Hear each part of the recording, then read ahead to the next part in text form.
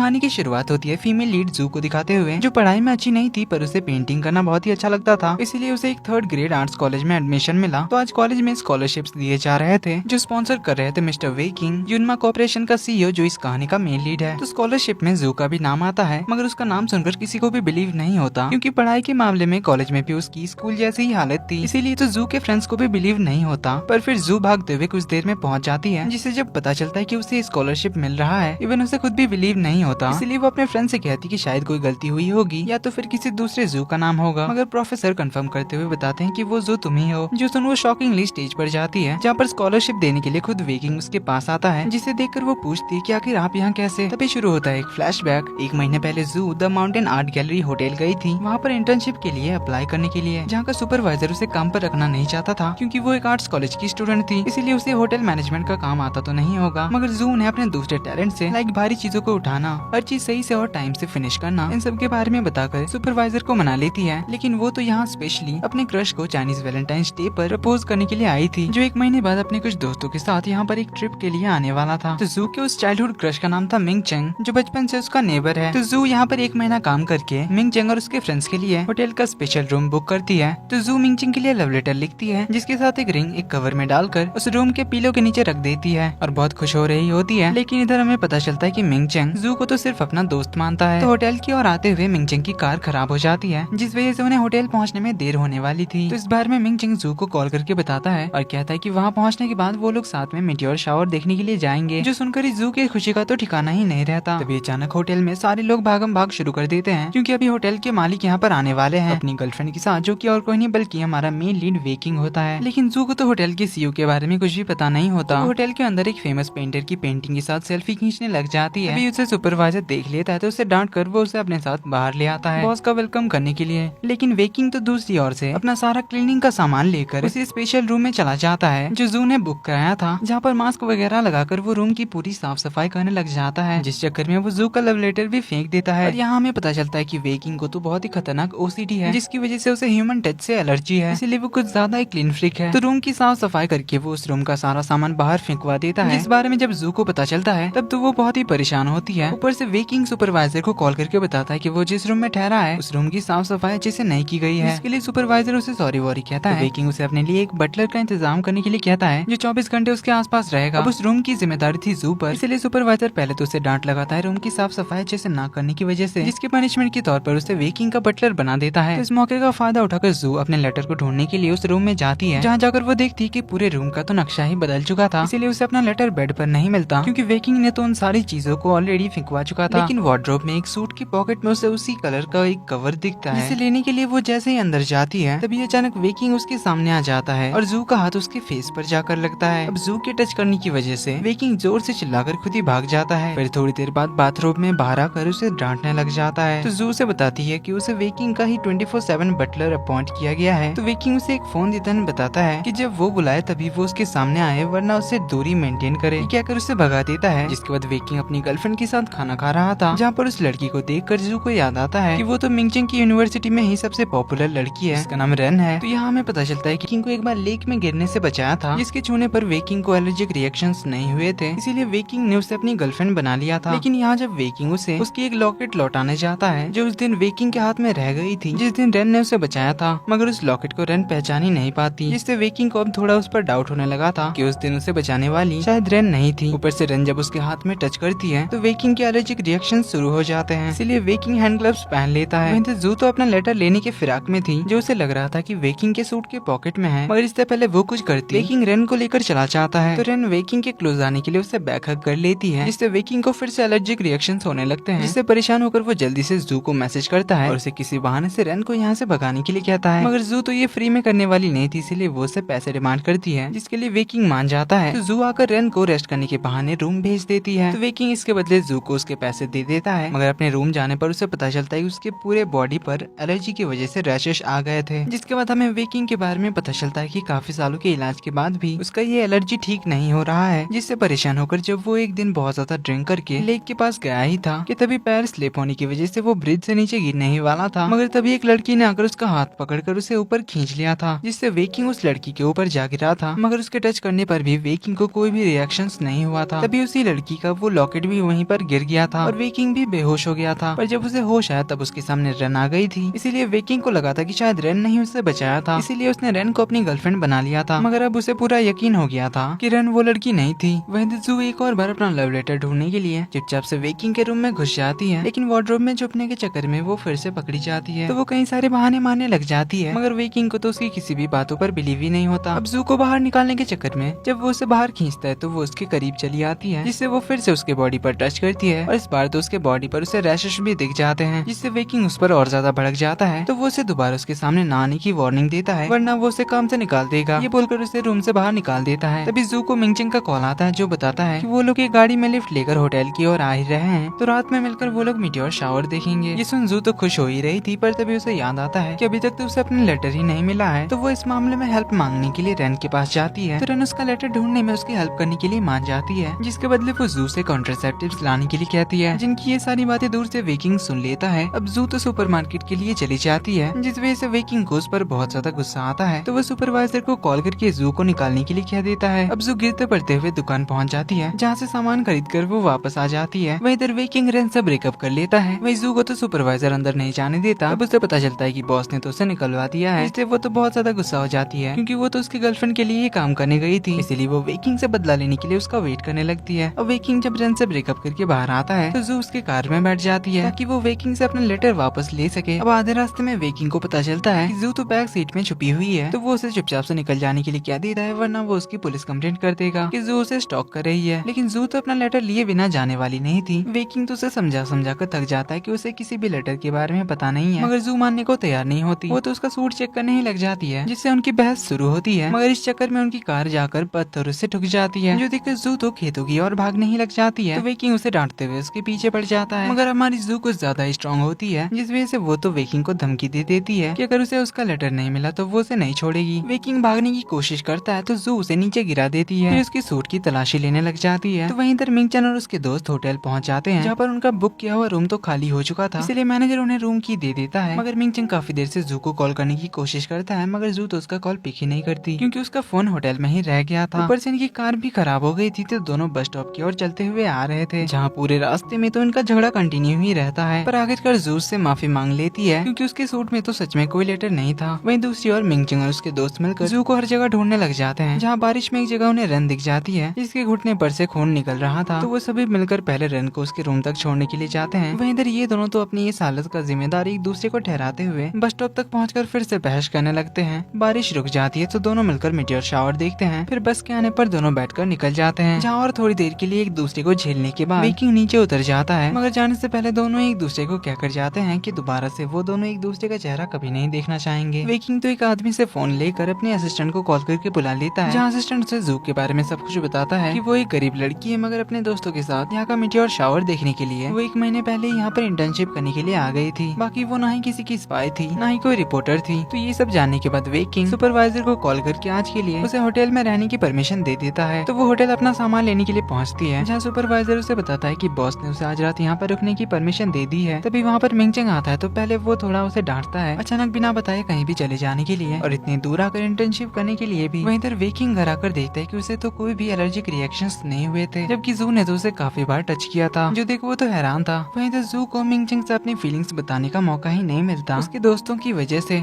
वहीं इधर वेकिंग को सपने में खून दिखाई देता है, जिससे वो काफी घबरा जाता है। अगले दिन वो ड्राइवर को कहकर उस होटल से जो सामान उसने बाहर निकलवाया था, जिसमें जू का वो लेटर भी था, तो वो उसे वहाँ से मंगाता है, जिसके अंदर उसे एक रिंग मिलता है, जिसका डिजाइन बिल्कुल उसी लॉकेट की तरह था जो उसी लड़की का था जिसने उसे लेक के पास बचाया था। जिससे वेकिंग को डाउट होता है कि कहीं जू ही तो वो लड़की नहीं है जिसने उसे लेक के पास बचाया था, और उसी से उसे एलर्जी नहीं होती। फिर जू अपनी यूनिवर्सिटी वापस आ जाती है, जहाँ मिलते हैं जू की बेस्ट फ्रेंड फेफे से, जो पार्ट टाइम एक क्लब में वेट्रेस का काम करती है और टाइम पास करने के लिए अमीर बॉयफ्रेंड्स बनाती फिरती है। तो जू के अपने तीनों रूममेट्स के साथ झगड़ा हो जाता है, क्योंकि वो लोग एक नंबर की लेजी थी। रूम को तो डस्टबिन ही बना कर रखा था, और वो लोग चाहते थे कि साफ सफाई जू करे, और जो 1 महीना वो यहाँ पर थी ने उसके लिए डॉर्मेट्री फीस देने के लिए कहती है, इसीलिए वो डॉर्मेट्री छोड़ देती है और फीफे के साथ रूम शेयर करने के लिए उसके अपार्टमेंट आ जाती है, जहाँ फीफे की एक और रूममेट रहती है जिसका नाम है चियो। तो जू का फ्रेंड शुआई उसे उसके हॉलिडे स्केच के बारे में याद दिलाता है, जिसे अभी तक उसने सबमिट नहीं किया था, और उसी स्केच को सबमिट करने के बाद ही वो यूनमा कॉर्पोरेशन की स्कॉलरशिप के लिए अप्लाई कर कर पाएगी। तो जू मीटियोर शावर देखते हुए अपना और वेकिंग का स्केच बना लेती है, जिसे वो टीचर को सबमिट करती है। तो टीचर उस पेंटिंग को वेकिंग को जाकर दिखाते हैं और उसे देखकर ही वेकिंग ने जू का नाम स्कॉलरशिप के लिए रिकमेंड किया था। तो coming back to the present, जू वेकिंग से सॉरी वॉरी कहती है, उसने जितना भी उसके साथ बुरा बिहेव किया उसके लिए, और स्कॉलरशिप के लिए थैंक यू कहती है। तो वेकिंग उसे कहता है कि हम लोग होटल से पहले भी कहीं मिल चुके हैं। फिर उसके थोड़ा करीब जाकर कहता है कि और आगे भी मिलेंगे। ये कहकर वो चला जाता है। तो वो बाहर आकर उसी की बातों के बारे में सोच रही थी, तभी उसे अपने पॉकेट में उसका खोया हुआ लॉकेट मिल जाता है, जिसे वेकिंग ने थोड़ी देर पहले उसके पॉकेट में डाल दिया था। अब ये लॉकेट तो जू से 1 महीने से भी ज्यादा पहले खो चुका था। उसे अचानक से अपने पॉकेट में देखकर वो तो हैरान थी। तभी उसके सामने से वेकिंग गुजरता है, तो वो उसे देखकर कहती कि क्या हम लोग सच में पहले भी मिल चुके हैं। कहकर वो उसी लॉकेट की ओर देखती है। इसी के साथ जू सोचने लग जाती है कि आखिर वो वेकिंग से होटल से पहले कहाँ पर मिली थी। वहीं हमें पता चलता है कि वेकिंग को लेक में गिरने से जिसने बचाया था वो तो जू थी, लेकिन जू को अभी तक वेकिंग के बारे में याद नहीं आया था। तो जू कलर्स खरीदने के लिए जाती है, लेकिन जो कलर उसे चाहिए था वो बहुत ही ज्यादा महंगा था, इसलिए वो उसे नहीं खरीद पाती।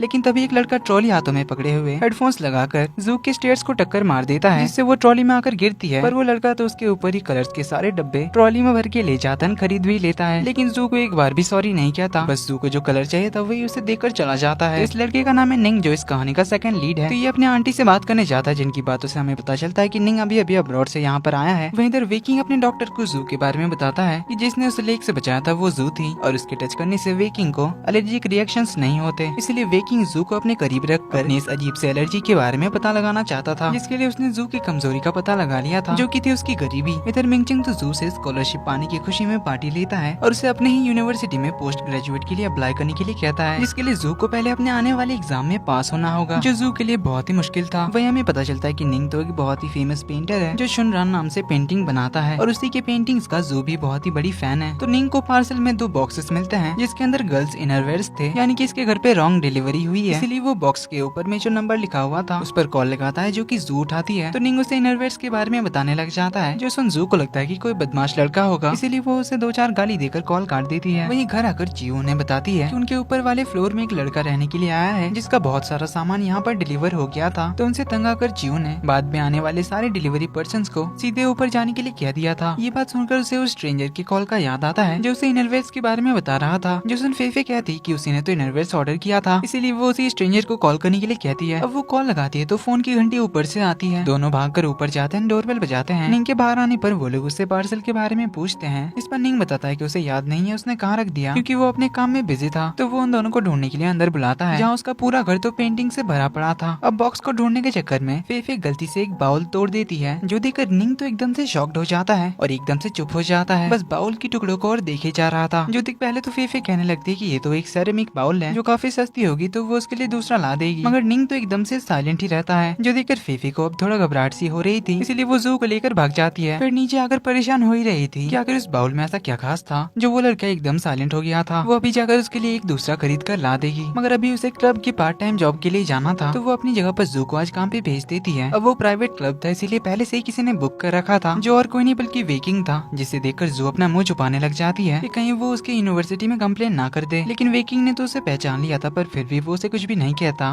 उल्टा वो तो उसे टिप में एक बहुत ही महंगा नेकलेस गिफ्ट कर देता है, जो देखकर जू सोचती है कि इसके पास जरूर बहुत पैसे होंगे, इसीलिए वो टिप में इतनी महंगी चीजें देता फिर रहा है। तभी वो 2 गुंडों को बातें करते हुए सुनती है, जो यहाँ वेकिंग को पीटने के लिए आए थे, क्योंकि उन्हें किसी ने वेकिंग को पीटने के लिए कहा था। अब वो दोनों यहाँ पर छुप कर घुसे थे, इसीलिए वो लोग सीसीटीवी से बचते हुए वेकिंग की ओर जा रहे थे। मगर जू उनसे पहले वेकिंग के पास पहुँच जाती है और उसे अपने साथ ले जाने लगती है। मगर तब तक गुंडे वहाँ पहुँच जाते हैं, तो उनकी फाइट शुरू हो जाती है, जहाँ पहले तो वेकिंग गुंडों को मार रहा था, मगर फिर गुंडे उस पर भारी पड़ने लग जाते हैं, जो देख जू भी मैदान में उतर जाती है और गुंडों को मजा चखाने लग जाती है, क्योंकि उसे अच्छी खासी फाइटिंग आती थी। लेकिन वेकिंग को बचाने के चक्कर में एक जोरदार हॉकी का हमला उसके हाथ पर लगता है, जिससे वो जाकर वेकिंग के ऊपर गिरती है। अब गुंडे उन पर अटैक करने जा रहे थे, तभी सिक्योरिटीज वहाँ पर आ जाते हैं, तो गुंडे वहाँ से भाग लेते हैं। तो वेकिंग जू को हॉस्पिटल ले जाता है, जहाँ प्राइवेट वार्ड में उसका इलाज कराता है। फिर उसकी जान बचाने के लिए एज ए थैंक यू उसे कुछ पैसे देने लगता है, जिसके लिए जू मना कर देती है। तो वेकिंग उसे कुछ भी मांगने के लिए कहता है, जिस पर जू पहले तो मिंगचिंग की यूनिवर्सिटी में पीजी कोर्स में एडमिशन के लिए हेल्प करने के लिए कहती है, जिस पर वेकिंग कहता है कि वो सब मैं नहीं करा सकता, तुम ऐसा कुछ मांगो जो मैं तुम्हें दे सकता हूँ। तो जू कहती है फिर मुझे आर्ट्स थ्योरी में पास करा दो, क्योंकि आपकी अच्छी खासी जान पहचान है हमारी यूनिवर्सिटी में, इतना तो आप करा ही सकते हैं। लेकिन वेकिंग तो उसे मना करके चला जाता है। लेकिन अगले ही दिन उनकी यूनिवर्सिटी में वेकिंग का इंटरव्यू होता है, जिस दौरान जू सो जाती है, जिस वजह से उसे प्रोफेसर से बहुत ज्यादा डांट पड़ती है। और हमें यहाँ पता चलता है कि वेकिंग तो royal college of arts London से PhD करके आया है, और उनकी यूनिवर्सिटी में वो कुछ दिनों तक गेस्ट प्रोफेसर बनकर आएंगे। तो वेकिंग जू से कहता है कि वो उसकी थ्योरी की पढ़ाई में हेल्प करेगा ताकि वो एग्जाम में कम से कम पास हो जाए। तो इसके लिए वो उसे पीपीटी बनाने का होमवर्क भी दे देता है। जहाँ बाहर आकर उसे फेफे के बॉयफ्रेंड का कॉल आता है जो उसे बताता है कि फेफे कल से बहुत सारे बाउल्स खरीद रही है, कुछ तो इतने महंगे होते हैं जिस वजह से उसका अकाउंट आधा खाली हो गया था। तो इसीलिए वो जल्दी से जू को आने के लिए कहता है ताकि वो आकर फेफे को रोक सके। तो जू फेफे को कॉल लगाती है, फोन चीव पिक करती है तो वो उसे सब कुछ बताती है कि फेफे निंग के पास उसी के जैसे दिखने वाला एक बाउल लेकर गई थी, लेकिन निंग ने उसे तोड़ दिया और कहा सेम वैसा ही बाउल लाने के लिए, जिसके लिए उसने उसे पैसे भी दिए वरना वो उसकी पुलिस कंप्लेंट कर देगा। तो इसीलिए फेफे उस बाउल को ढूंढने में लगी हुई थी। तो जू उसे कहती कि वो घर आकर निंग से बात करेगी, लेकिन तभी वो निंग को अपनी यूनिवर्सिटी के लाइब्रेरी की ओर जाते हुए देखती है जो एकदम ज़ॉम्बी जैसा चलता ही जा रहा था। तो जू उसके पीछे जाती है उससे बात करने के लिए, लेकिन निंग तो हमेशा की तरह एक्सप्रेशनलेस रहता है और उसे कुछ भी बिना कहे चला आता है। जिसके बाद वेकिंग जू को कॉल करके उसी क्लब में बुलाता है उसका पीपीटी वाला होमवर्क चेक करने के लिए। वहीं तक निंग के घर लौटने पर फेफे उसे 107वां बाउल देती है, मगर अब जाकर निंग उसे कहता है कि इसे भी वापस कर दो क्योंकि मुझे पता है ये वो नहीं है। एंड उसे ये भी बताता है कि वो उसकी कोई पुलिस कंप्लेंट नहीं करने वाला है। बस इतना कहकर वो अंदर चला जाता है। वहीं तक जू ने अपने पीपीटी में शुनरैन की पेंटिंग्स के बारे में थ्योरी लिखी थी तो वो वेकिंग को बताती है कि वो पिछले 5 सालों से शुनरैन की पेंटिंग्स की बहुत ही बड़ी फैन है, जो सुन वेकिंग को बिल्कुल भी अच्छा नहीं लगता क्योंकि एक फ्लैशबैक से हमें पता चलता है कि वेकिंग और शुनरैन एक ही टीचर से पेंटिंग्स बनाना सीखते थे जो हमेशा शुनरैन की साइड लेते थे क्योंकि वो वेकिंग से एज में 10 साल छोटा था, पर फिर भी वो टीचर के हिसाब से वेकिंग से अच्छी पेंटिंग्स बनाता था। इसीलिए वो हमेशा शुनरैन की तारीफ करते थे और वेकिंग को डांटते थे। इसीलिए वेकिंग शुनरैन को पसंद नहीं करता था। तो वेकिंग फिर से एक बार जू के करीब चला जाता है अपनी एलर्जी टेस्ट करने के लिए, लेकिन उसे कोई रिएक्शन नहीं होता। तो वहीं अगले दिन जू और फेफे नोटिस करती है कि ऊपर निंग के रूम से पानी नीचे गिर रहा था। तो इस बारे में बात करने के लिए वो लोग निंग का डोरबेल जाकर बजाते हैं, मगर वो तो दरवाजा ही नहीं खोल रहा था। वेट करते हुए काफी देर हो जाती है और पानी भी बाहर आ रहा था। तो इसीलिए ये दोनों घर के पीछे वाले रास्ते से डायरेक्ट निंग के घर की खिड़की से अंदर घुस जाते हैं, जहाँ अंदर जाकर वो देखते हैं कि पूरा घर तो पानी पानी हो चुका था जो बाथरूम की ओर से आ रहा था। जहाँ जाकर वो देखते हैं कि बाथटब में तो निंग बेहोश पड़ा है और पूरा पानी लाल हो चुका था, जिससे ये दोनों तो डर जाते हैं कि कहीं इसने सुसाइड तो नहीं कर लिया। मगर जू जाकर पानी को चेक करती है तो उसे पता चलता है कि ये तो बस कलर है। तो ये लोग जल्दी से एम्बुलेंस बुलाते हैं। तो डॉक्टर इन्हें बताता है कि इसे लो शुगर है, ऊपर से इसने काफी टाइम से कुछ भी नहीं खाया था, इसीलिए ये बेहोश हो गया है। इसीलिए डॉक्टर उन्हें निंग के फैमिली मेंबर को बुलाने के लिए कहते हैं और अभी के लिए फेफे इसके साथ हॉस्पिटल चली जाती है। जू निंग के घर की साफ सफाई करने में लग जाती है, जहाँ उसे संभाल कर रखा हुआ टूटा हुआ बाउल मिलता है। वहीं कुछ देर में निंग की गार्डियन आ जाती है जो कि और कोई नहीं बल्कि वेकिंग की मॉम थी, जो आकर फेफे का शुक्रिया अदा करती है निंग को हॉस्पिटल में एडमिट कराने के लिए। तो फेफे उन्हें बाउल तोड़ने वाली बात बता देती है। तो मिसेस ही बताती है कि निंग के मॉम डैड की डेथ हो गई थी जब वो 10 साल का था, और क्योंकि निंग की फैमिली उनके फैमिली फ्रेंड्स थे इसीलिए मिसेस ही निंग का ख्याल रखते हैं। यहाँ वो फेफे को ये भी बताती है कि निंग को उस बाउल से बहुत ही ज्यादा लगाव था क्योंकि वो उसके डैड ने बनाई थी, जो कि एक बहुत ही स्किल्ड और फेमस पॉटर थे। तो निंग सिर्फ उसी बाउल में खाना खाया करता था, क्योंकि वो टूट चुका था इसीलिए उसने खाना खाना भी छोड़ दिया था। लेकिन वैसे बाउल उसके डैड ने 2 बनाए थे, जिसमें से एक तो निंग के पास था और दूसरे के बारे में किसी को भी नहीं पता। तो फेफे ये सारी बातें आकर जू को बताती है। फेफे को बहुत ज्यादा गिल्टी फील होता है। वहीं अगले दिन वेकिंग निंग से मिलने के लिए पहुंच जाता है, जहाँ वो नर्स को बताता है कि वो निंग का बड़ा भाई है। जिसके बाद वेकिंग घर चला आता है, जहाँ हम देखते हैं कि वेकिंग के पास भी वही सेम बाउल होता है। जिसके बाद एक फ्लैशबैक से हमें पता चलता है कि निंग के मॉम डैड के मरने के बाद वेकिंग के मॉम डैड ने उसे अडॉप्ट कर लिया था, लेकिन निंग के आने के बाद से वेकिंग के मॉम डैड का पूरा ध्यान उस पर चला गया था। बचपन से ही निंग के पास वो बाउल था जिसे वो किसी को भी टच करने तक नहीं देता था। उसे किसी ने लेक में फेंक दिया था, जिसे वापस लाने के चक्कर में निंग पानी में डूबते डूबते बचा, जो देख वेकिंग के मॉम डैड को लगा कि शायद वेकिंग ने ही बाउल को लेक में फेंका था, जिस वजह से उन दोनों ने वेकिंग को बहुत ज्यादा डांटा। एंड एज ए पनिशमेंट वेकिंग को बारिश में बाहर घुटने में बैठकर अपनी गलती को मानने के लिए कहा। एंड इवन डैड ने तो उसे थप्पड़ भी मारा था, और तो उन्होंने वेकिंग की एक भी बात को नहीं सुना। और तभी से वेकिंग और उसके मॉम डैड में रिलेशन बिल्कुल भी सही नहीं है, जिसकी वजह से वेकिंग निंग को पसंद नहीं करता। वहीं तक जू तो बाउल को जोड़ने में लगी थी, मगर वो उसे चिपका नहीं पा रही थी क्योंकि वो बाउल बहुत ही ज्यादा रेयर था। तो वो नेट पे सर्च करती है और एक जॉइनरी के बारे में पता करती है जहाँ से रेयर बाउल्स को जोड़ा जाता है। तो अगले दिन वो उस जगह पहुंच जाती है जहाँ जाकर उसे पता चलता है कि वो एंटिक्स की शॉप वेकिंग की है। तो वो वेकिंग से रिक्वेस्ट करती है इस बाउल को जोड़ देने का, क्योंकि ये उसके फ्रेंड के लिए बहुत ही इंपॉर्टेंट है और एक जिंदगी और मौत का सवाल है। इसके बदले में वेकिंग उसे अपनी गर्लफ्रेंड बनने के लिए कहता है, जिसके लिए जू मना करती है। तो वेकिंग उसे दूसरा ऑप्शन देता है, उसे किस करने का। तो जू काफी सोचने के बाद उसे गाल पर किस करने के लिए मान जाती है। तो उसे किस करके बाउल जुड़वाने के लिए दे देती है। इसके बाद वेकिंग अपनी मॉम से मिलने के लिए आता है, लेकिन मॉम तो उसे बहाना करके मिलना नहीं चाहती थी। फिर भी वेकिंग आ जाता है, लेकिन मॉम तो उससे बस काम की बात करके जाने लगी थी, क्योंकि उन्हें अभी निंग का ध्यान रखने के लिए जाना था, क्योंकि वो अभी भी खाना नहीं खा रहा था। इसीलिए मॉम भी बाउल ढूंढने में लगी हुई थी। तो वेकिंग उन्हें रोकते हुए कहता है कि आप वो बाउल ढूंढ रही है ना। कहकर वो उन्हें बाउल दिखाता है, जो देखकर मॉम उससे बाउल देने के लिए कहती है। इवन उसी पर गुस्सा भी करने लगती है कि आखिर तुम अब निंग के साथ क्या करना चाहते हो। अब अपनी ही मॉम से अपने से ज्यादा उस निंग की फिक्र देखकर वेकिंग को फिर से गुस्सा आता है। तो वो उन्हें क्या कर जाता है कि अगर निंग को ये बाउल चाहिए तो उसे खुद मेरे पास आना होगा और मुझसे माफी मांगकर मेरे सामने गिड़गिड़ाना होगा। ये क्या कर वो क्लब चला जाता है, जहाँ वो अपने मॉम डैड के बारे में सोचकर बहुत ड्रिंक कर लेता है। तभी वहाँ रहना आती है जो उसे फिर से अपनी चिकनी चुपड़ी बातों से मनाने लग जाती है। तो वेकिंग उससे कहता है कि उसे पता है कि उस दिन क्लब में अटैक उसी ने करवाया था, इसीलिए आगे से कुछ भी ऐसा वैसा करने के लिए उसे वार्न करता है और उसे बताता है कि उसे अपनी गर्लफ्रेंड मिल गई है, इसीलिए उसका पीछा छोड़ दे। तरन पूछती है वो लड़की कौन है। वेकिंग उसे जू का फोटो भेज देता है, जो देख रेन तो शॉक्ड थी। तो अगले दिन वो बाउल जुड़कर आ गया था, जिसे लेने के लिए वेकिंग जू को अपने घर बुलाता है। अब जू तो खुश होकर बाउल की अनबॉक्सिंग करती है, लेकिन उस बाउल को देखकर वेकिंग समझ जाता है ये निंग का टूटा हुआ बाउल है, जिस बारे में जू से कंफर्म करने के बाद वो जानबूझकर उस बाउल को जमीन में गिराकर तोड़ देता है, जिसके इस बार और ज्यादा टुकड़े हो जाते हैं और इसे अब जोड़ा नहीं जा सकता है। अब जू तो फिर से सैड और परेशान हो जाती है और वेकिंग पर गुस्सा करते हुए कहती कि ये किसी की जिंदगी और मौत का सवाल था। तो वेकिंग उसे कहता है कि सेम यही बाउल उसके पास है जो उसने निंग के फादर के ऑक्शन से खरीदा था। तो वेकिंग उसे उस बाउल को देने के बदले एक सेरेमनी उसके साथ पूरा करने के लिए कहता है, जिसके लिए वो उसे अपने हाथ पीछे करने के लिए कहता है और अपनी आंखें बंद करने के लिए कहता है। फिर वेकिंग जू को लिप टू लिप किस कर लेता है, ये जानने के लिए कि इंटीमेट कांटेक्ट करने से उस पर एलर्जिक रिएक्शंस होते हैं या नहीं। तो